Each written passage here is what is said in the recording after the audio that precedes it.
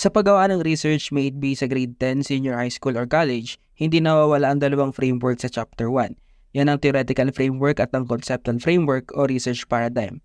Sa video na ito, fokusan muna natin ang TF, kung ano ba ito at paano ito ginagawa.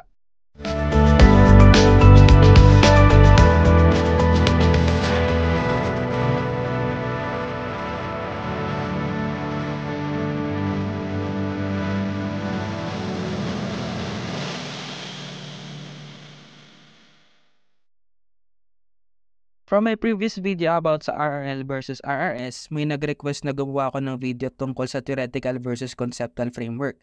I planned on doing so na isang video lang din, but upon making research para sa topic na ito, I decided to split the content sa 3 videos para mas ma-discuss ko ng in-depth. Uunahin na natin ngayon ang theoretical framework to be followed by CF or research paradigm, and lastly, a more detailed video about the variables.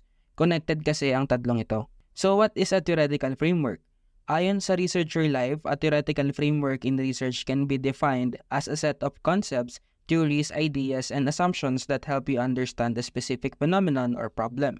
It can be considered a blueprint that is borrowed by researchers to develop their own research inquiry. Basically, bago tayo makagawa ng theoretical framework, dapat given na yung research problem or topic natin.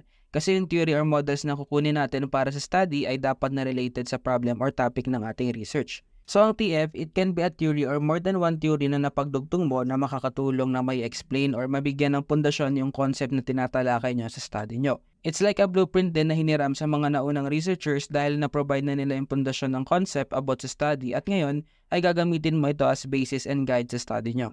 Mahalaga ang TF para sa justification ng pag-conduct ng study nyo.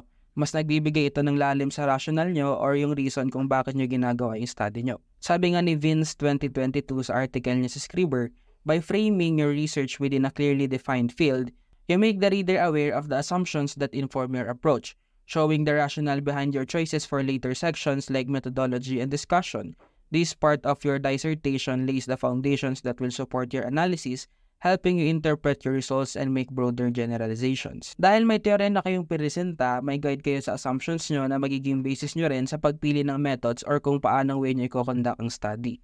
Yung mga theories or model kasi na dapat nyong kunin for this ay dapat makapag-explain sa phenomena or sa pinaka-konsepto na mangyayari sa study nyo. That means you are basing your research on that model or the very concept of your study is related to that or those existing theories and model. So paano ba ginagawa ang theoretical framework? May diagram ba ito? Usapang diagram muna. Since we are talking about theory or model, possible din talaga na kailangan ng diagram para sa TF pero hindi naman laging need. Unless may diagram talaga dahil model ang nakuha nyo, like kapag kung communication ang topic nyo, you may put a diagram. Depende rin yan if you are instructed by your teacher or prof to put one, pero kung hindi naman, then no need. In most cases naman sa na-observe ko ay walang diagram or visual representation ng TF. Kasi para na sa CF yun, pero make no mistake, iba ang representation ng diagrams ng CF at TF. Yung TF kasi nakafocus yan sa theory itself and ang diagram nun is to show how the theory works. Yung sa CF kasi, overview na yun ng buong study itself. It shows the key variables and concepts ng study at di ito nakafocus sa theory. Now, on writing the TF, I have followed a format before. And ito rin ang na-observe ko sa school na pinag-internan ko last year at align din naman ito sa sinasabi ng Scriber article about writing TF. Basically, ganito siya. 1. Identify your key concepts. The first step is to pick out key terms from your problem statement and research questions. Concepts often have multiple definitions, so your theoretical framework should also clearly define what you mean by each term. Tulad ng sinabi ko kanina, dapat given na yung research problem or topic nyo. Alam nyo na dapat kung ano yung gusto nyo mangyari sa study nyo kasi kailangan nyo ito sa paghanap ng theory na related sa study nyo. The theory itself kasi will show the very concept kung paano nyo gagawin ang study, and that all relates to the questions and objectives you have in mind. Yung theory, dapat na ipapakita na niya kung ano yung gagawin yung methods para mag-gather ng data at paano kayo mag-investigate. So first of all, know your research by heart. Know the concepts of your study para mapadali ang paghahanap ng related theory. 2. Evaluate and explain relevant theories. By conducting a thorough literature review, you can determine how other researchers have defined these key concepts and drawn connections between them.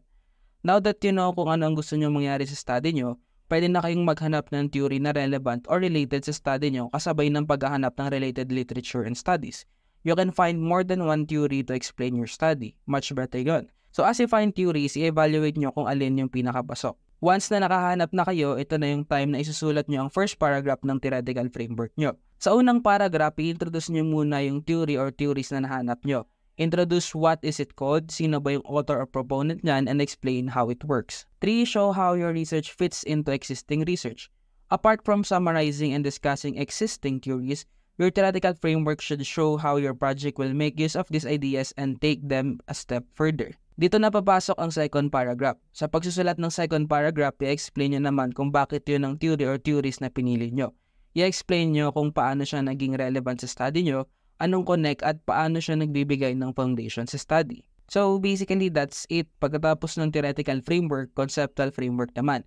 Yan ang ating pag-uusapan sa susunod na video, so stay tuned. Nagets nyo ba? Do you have any question or clarification? Comment nyo lang yan sa comment section because I'd love to hear from you as well. And kung may suggested or request na lesson pa kayo na nais nyong ma-discuss sa mga susunod na video, i-comment nyo lang yan para maisali natin sa lineup. If you find this video helpful at kung gusto nyo pa ng research lesson videos like this, please don't forget to leave a like, subscribe, and share it with your classmates and friends. Of course, feel free to comment as well, and all of those are greatly appreciated.